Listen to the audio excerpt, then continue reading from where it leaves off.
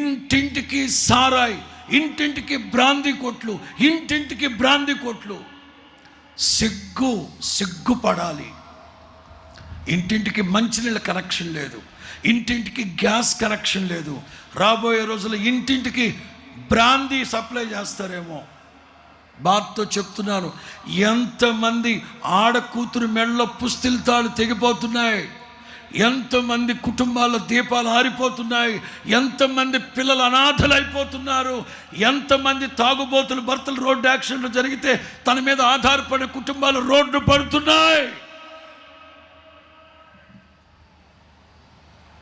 ఆలోచించండి, ఆలోచించండి, ఆలోచించండి.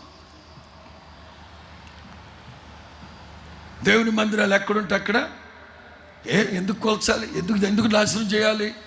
బ్రాందీ కొట్లు చేయండి, అట్లాగా తాగుబోతులు కొట్లు చేయండి. కుటుంబాల్లో దీపాలు ఆరిపో